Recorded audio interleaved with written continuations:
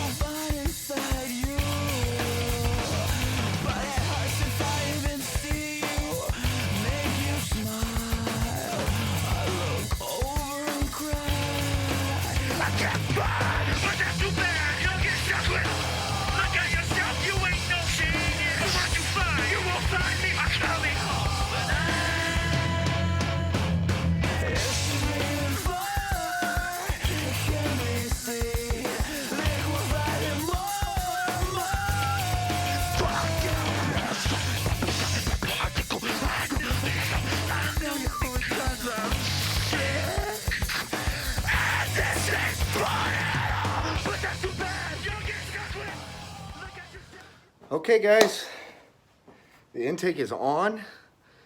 All the vacuum lines are hooked up. All the electrical lines are hooked up. Everything, oops, fix that a little bit, sorry about that. Everything seems to be pretty good to go. Fuel injectors are good. Everything's hooked up there. Fuel rails bolted down. Just going over this stuff in my head, so I'm making sure that I'm not forgetting anything. Cold air is in. I did break the vacuum line that goes to the EGR valve, so I'll have to fix that. Shouldn't be too bad. So pretty much next step is the water inlet tube needs to go on, but it's got some crap in there that I wasn't able to get out when I was messing with it before, so I'm going to try again. And then once those radiator hoses come in, those are going in, and when I change the spark plugs, it's getting the fogging oil along with it. Anyway, that pretty much wraps it up for tonight, and I'll get back to it as soon as those radiator hoses get in. Okay, we're back. 2 days later. Thought it was gonna be 1 day. It was 2 days. And the reason is Summit is what? 2 hours away from where I'm at or so. They're in Sparks, Nevada. I'm in the Sacramento area. So You know, I can't remember the last time I went up there, a couple years ago, maybe a year ago, I don't know. But a couple hours away. So shipping really only takes a day, but they shipped with OnTrack, and of course, OnTrack didn't show up until 9 o'clock last night. But anyway, these are the hoses. I picked up the Mishimoto, whatever they are. Kind of sprung for the more expensive set, just because I'd seen some reviews on some of the other ones that were, you know, $30 less or so. That the some of the hoses didn't quite fit correctly. Like, you can get them to work, but you gotta mess with them a bit. I just want to pop these things back in. I want this to be as headache free as possible. I shouldn't even say that before I get these things in. But it's kind of funny. Those are advertised as matte black, and they're really more of a gloss black. And you know, I don't know. It's fine. I'd say they're really dark gray rather than black, but whatever. Comes with all the hoses. Pretty cool. The other thing is, it comes with all of the hose clamps. I opened the bag that these things came in, and that little bag was in there with all the hose clamps, and awesome. I wasn't expecting that because it wasn't listed, so that's great. Nice pretty new hose clamps to replace the functional yet ugly hose clamps. They've been on there for a very long time. Now, the other thing I picked up, I stopped off at Napa today, and I got this guy. Some of you may know what it is, some of you may not. If you've been around for a while, and you know the deal with these cars, you know the heater cores go out all the time. And they're not very much fun to replace. Traditionally what people have said and what I've done is take the whole dash out and then put the heater core back in. And then of course I checked out a video from Foxcast Media where they just unbolted the dash and pulled it down and kind of to the side and made it work that way, which took a heck of a lot less time. Either way, not interested in doing it. Like I have said before, this car is going to be kind of a weekend warrior, fair weather type of car. So if the conditions require a heater, I'm probably not driving it. If it's that cold outside where a sweatshirt just won't cut it, then it's probably gonna sit in the garage anyway. So I'm not worried about a heater, not interested in replacing the heater core. So this guy right here, it is part number 10743 from Napa. This is basically gonna serve as the loop for the coolant line that runs front to back on the passenger side of the motor. And the reason you need one of these is I think you've got your 3/4 in here and your, is it 5/8? I could be a little off on those. I can't remember exactly, but they're two different sizes, and this is the hose that fits. Now I'm probably just gonna cut it off, even with this one, jam it on. So that's gonna work a lot better, because what a lot of people do is, and including me, this car has it right now, is you just take your old, hose, and this is actually not even a good example because this has got a pretty tight bend in it anyway. If that was the right size, it would probably fit. But basically, you take the hose, bend it over, and jam it in, get it on there, get some hose clamps on. But the problem is then you put a kink in here. Mine has a kink in it. I mean, I was careful enough when I put it on, so it's not a full kink, but doesn't completely stop it up, but it certainly doesn't allow the kind of flow that this will. So this is going on. I really should have done this before I got the intake on. One of those things, right? So then all I've left to do is change the spark plugs, and wow. There is something going on out there. Anyway, when I change the spark plugs, I'm going to be using some fogging oil inside the cylinders. Now,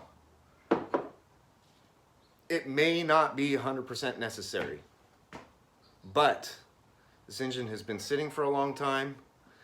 Although it rotates freely, nothing's stuck. I'm still getting it in there, and can never have too much lubrication, can never be too safe with that stuff. I want to make sure that when I start it up, we don't run into any problems in there.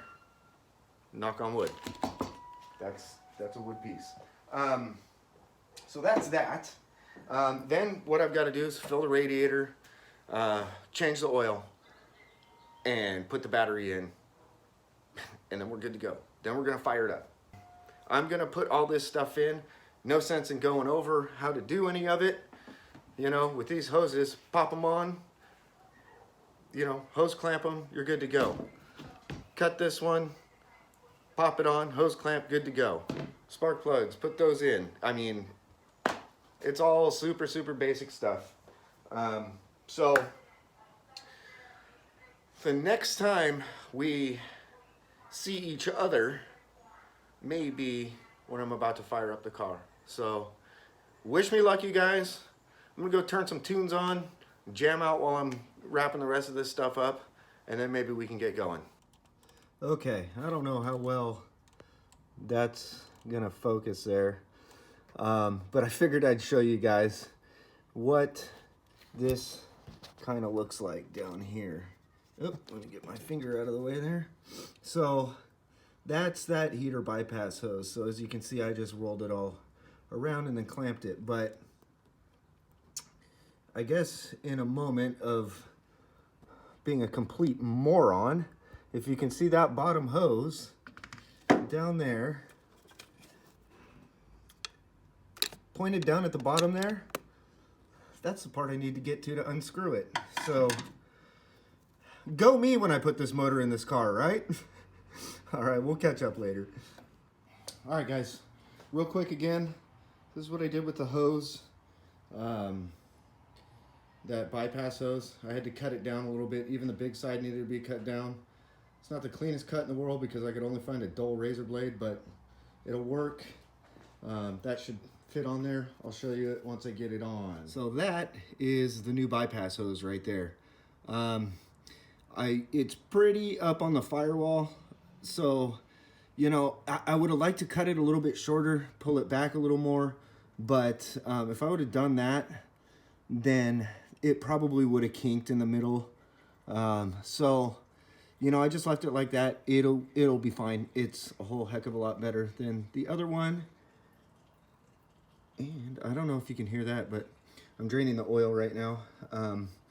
And it's a good thing I'm doing that because that oil's not great, as you can imagine. So we'll be back when we get to the rest of this. All right, we're all set. I've got the cylinders lubricated, the new spark plugs. They're all gapped and in. All the hoses, new gas, everything that needed to be done. I've got some actually distilled water in the radiator because I think that there's still some gunk and everything in there. Not in the radiator, but in the rest of the engine. So I want to run that, get all that, flush all that out. And the best way I can think of to do that is just to run the motor, drain it, that kind of stuff. So, and I didn't want to use coolant because coolant is like $13 a gallon and distilled water is $1 a gallon. So anyway, it's the first time I've had a battery in the car in a very, very long time. And so I've already primed the fuel pump. And there's only one thing left to do here. I am nervous. I am totally nervous. One thing that I found out is that I bought a window motor for this side because the old one went out. Stuck it in. I bought it from a guy. Doesn't work. So I'll have to replace that. But without further ado, let's try and get this going.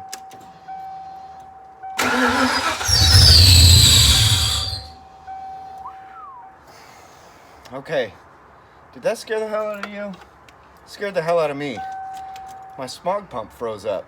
So I hit it with a hammer a few times and it freed up. That was that screechy noise. So let's try this again.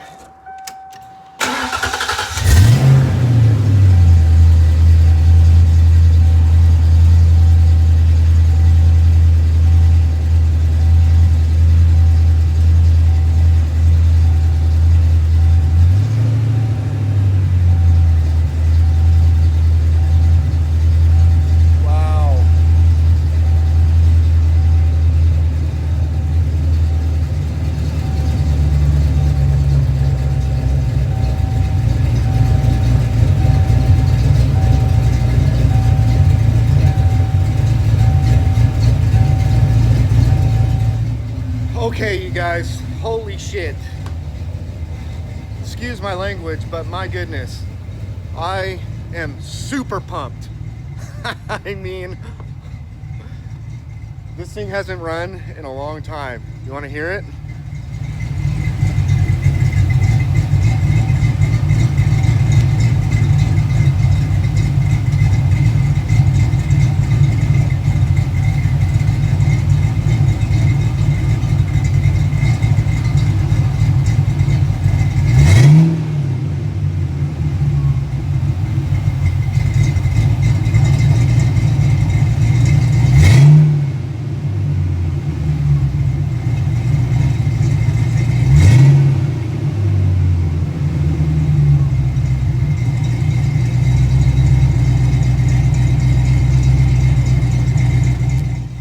Running rich right now, but we're there. It's running.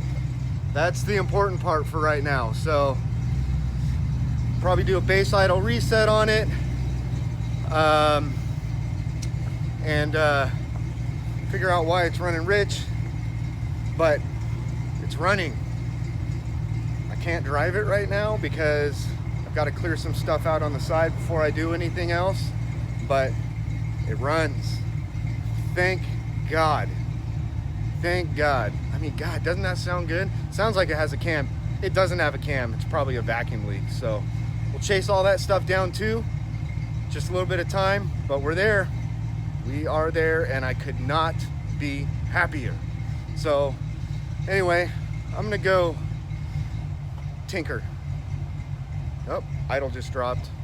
Anyway, I'm gonna go tinker around with some stuff and see if I can chase down a few of these little gremlins that have popped up so far. But oh, the other good news is that I just looked at the fuel gauge.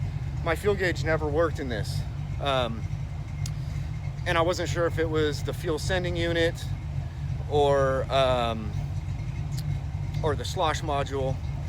I put a new sending unit in, fuel gauge is working, looks like it was that. So that's freaking awesome too. It solves another problem. Super awesome. Oh, I'll give you one more listen.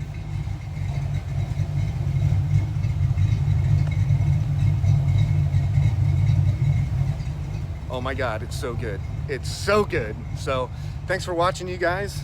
I appreciate everything, all the kind words, all that good stuff. We finally come to fruition on something, so I couldn't be more happy. So appreciate it. I'm gonna wrap it up, and I'll talk to you guys later.